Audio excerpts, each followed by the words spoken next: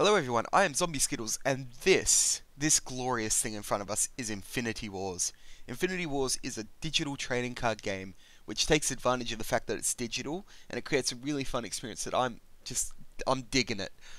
The game has a lot of similarities to traditional games like Magic: The Gathering, but it uses the fact that it's digital to create something new and just a great experience. I don't really know how else to describe it. The objective of the game is like most trading card games.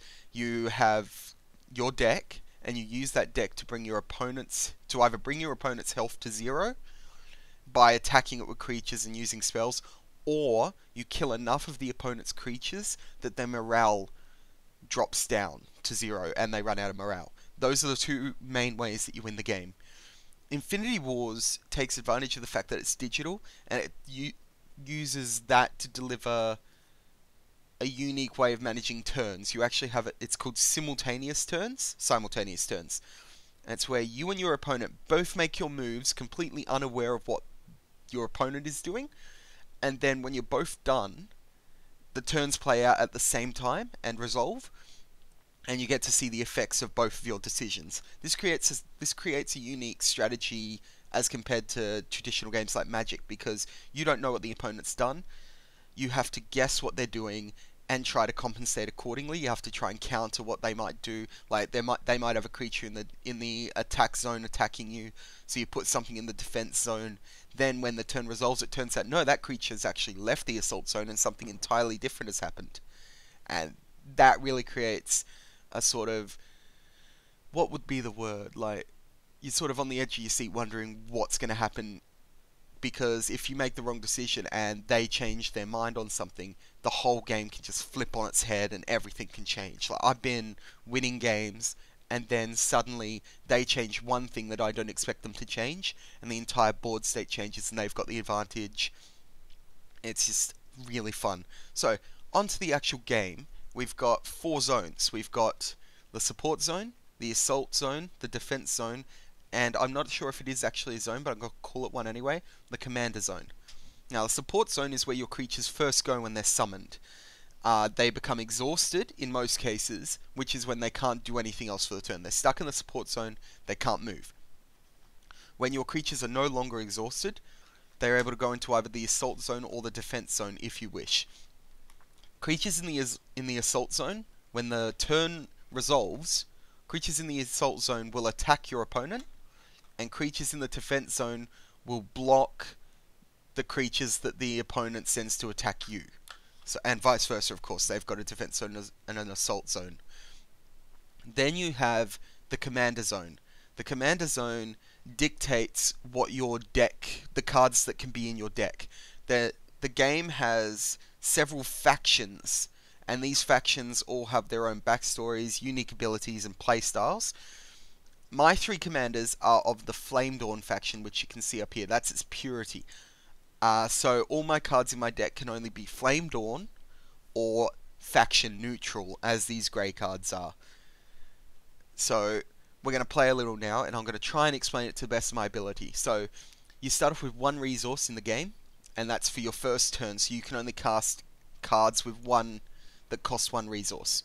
Each turn you will gain an extra resource, so next turn we'll have 2 resources to spend, then 3, then 4, then 5, and I think it caps at about 10. So with our first resource, we're going to summon Flamedawn Aspirant. Now, bit of explanation on cards. This is the resource cost, like I just said. Each creature card has a power, which in this case of this card is 4, and health, which in this case is 2. When 2 monsters fight, it's your power against their health, and their power against your health. So, in this case, we're going to summon this guy. He has a special ability, Charge, which actually means he skips the support zone, goes straight into the assault zone. This is a unique ability to this faction. Only Flamedawn has this ability. He still becomes exhausted, which is why he's red. I can't move him back to the support zone or in the defense zone until next turn. So we end our turn now because we've spent all our resources, and the turns play out. He's summoned Flamedawn Footman from his commander zone, who hits me for 6 damage, and I hit him for 4 with mine.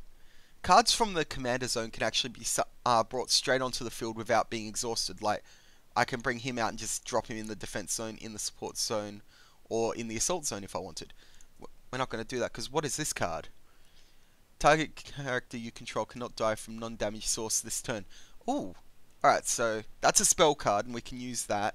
But, instead, I'm going to use this spell card. Firebolt deals 4 damage to target character. It only costs 2 resources. I have 2. So let's play it. And we'll target his Footman, which will stop it dealing damage to me this turn because it'll be dead. So he summons a character to the support zone. Firebolt destroys Flame Footman. And then I hit him for 4. So he's now down to 92 health as opposed to my 94. I'm in the lead. Now we have 3 resources. So we're going to summon 3 Flamedawn Aspirants and hit him as hard as we can. Flamedawn is built around... The Flamedawn faction is built around the idea of hitting the opponent as fast as you can, which is why most of the characters have charge and they end up in the assault zone. Get as many characters in there as possible, hitting as hard as you can. It's a great beginner faction just because it's so simple. You know, hit the enemy. Bam, you're done. Other factions bring in other elements like passively depleting the opponent's morale, gaining extra power for creatures dead, that sort of thing. So, let's use Stumble. This will send one of their cards back into the support zone and exhaust it. We're going to send their stronger creature back. And then we're going to summon our last 2 Flamedawn Aspirants. We're going to put him in the defense zone, him in the attack zone. Now, because he's in the defense zone, these 2 will actually hit each other and die because he'll deal 4 damage to my creature and I'll deal 4 damage to his creature. And because they both have 4 or less health, they die. We'll actually drop another one into the defense zone to take out his Footman as well. Because I'll hit him for 4, he'll hit me for 6. And that'll actually clear his creatures that he currently has and allow me to be the only one that hits for damage. Alright, he summoned an extra creature. I should have expected that.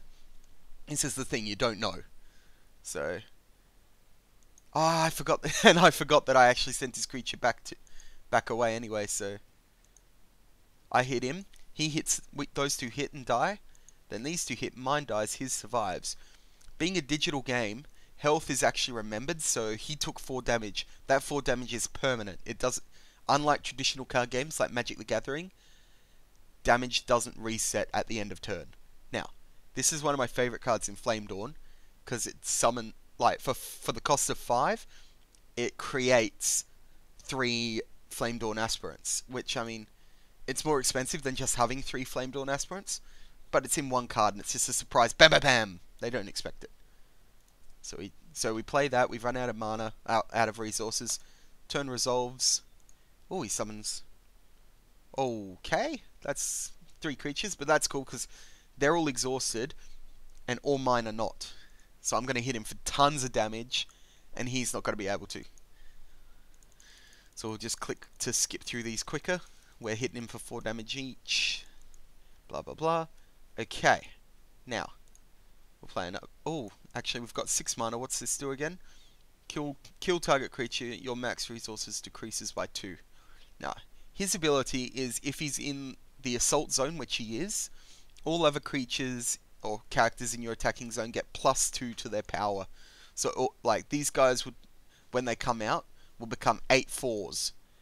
I can't actually allow that, so we're gonna destroy him. The downside to this card that I just used is that our max resources decreases by 2. So at the start of the next turn, I'll only have 4 mana to manage with. Luckily, all my the majority of cards in this deck, low cost. As you can see, all 3 cards in my hand only cost 1. So I'm not actually going to be at that much of a disadvantage, so it works for me. He's got 32 health, and I'm going to hit him for 28 damage.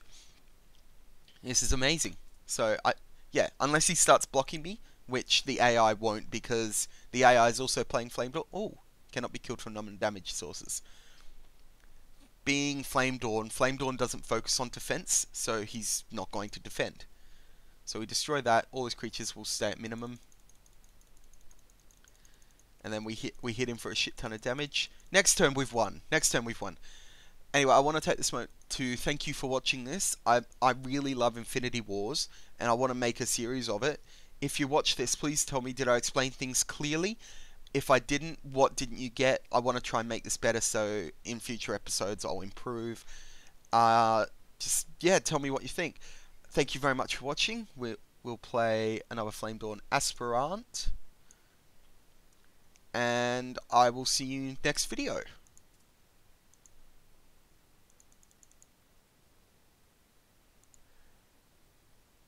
That awkward moment when I almost lost, actually, because I didn't take into account how much damage. Oh, I did lose. Oh, that's embarrassing.